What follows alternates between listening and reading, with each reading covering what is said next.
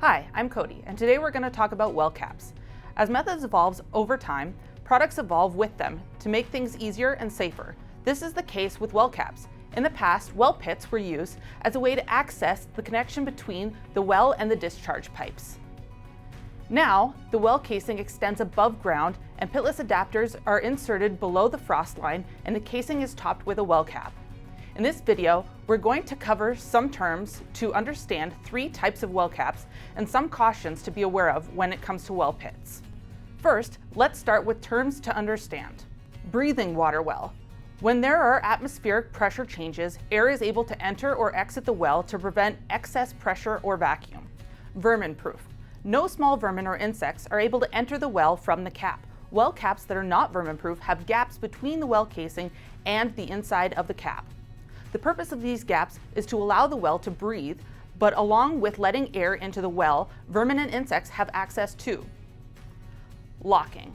Some well caps allow for padlock to be added to the cap to ensure that no one without a key or the code can access the well.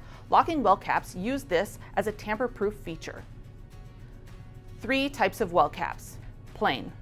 Plain well caps are the simplest type. They don't have any electrical cables that exit the well through the cap. Applications where the power supply for the pump is in a pump house or a basement could use this type of well cap.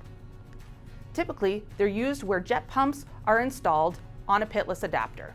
Conduit. Conduit well caps are for submersible pump applications where the electric pump cables exit the well through the top of the well casing. They are designed with a conduit area for the cables to enter an electrical conduit on the outside of the well casing. Watertight. Watertight well caps are similar to conduit caps in the sense that they allow for an electrical conduit. The difference is that watertight well caps are sealed all the way around the casing and conduit. Vent screens are added usually beside the conduit to allow the well to breathe, but keeping vermin out. Some cautions about well pits. In areas where the ground freezes, it's important to move the water below the frost line to ensure year-round water.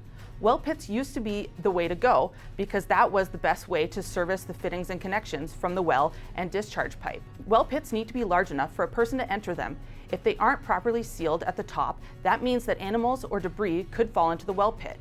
In the 1970s, Mel Boshart was ahead of the times, introducing pitless adapters to the Canadian water well industry, as he saw the risks with traditional well pits. Sanitation concerns. To block off the conduit in well pits, usually a well seal is used. These well seals include an air vent to allow the well to breathe.